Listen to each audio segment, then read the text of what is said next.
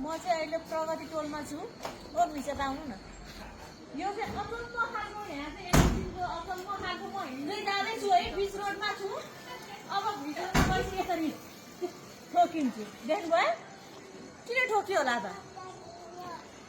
बुझ्नुभयो? तरिका हो।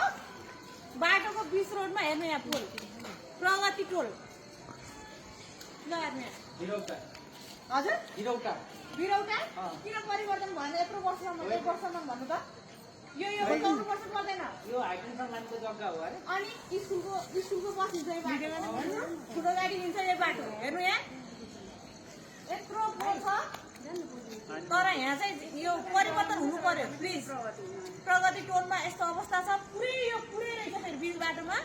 पुरै चाहिँ यहाँको मान्छेहरूलाई चाहिँ एकदम जोखिमपूर्ण दुर्घटना, एकदम ठुलो दुर्घटना हुने चाहिँ सम्भावना छ यहाँ चाहिँ, होइन? हजुर, मेयर साहबले हेर्नुपर्ने होइन?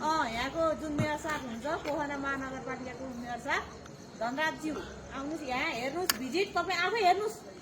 यहाँको जनतालाई कति शास्ति छ यो, होइन? यहाँ अगाडि बस्ने मान्छेलाई कति के हुन्छ भन्ने कुरा उहाँहरूलाई नै थाहा होला, होइन? त्यही भएर चाहिँ यो बेदेखि चाहिँ अन्त्य हुनु पर्यो, यो परिवर्तन हुनु पर्यो है। पोल सार्नु पर्यो अथवा बाटो सार्नु पर्यो। बाटो त्यो त सम्भवै छैन। अनि यो भन्न चाहन्छु, हेर्नु यस्तो छ। ल हेर्नु त कसरी हिँड्ने गाडी, त्यो भन्न चाहन्छु है। ल सम्बन्धित निकायलाई ध्यान आकर्षण गरेको पोखरामा आएर मैले। ल धन्यवाद।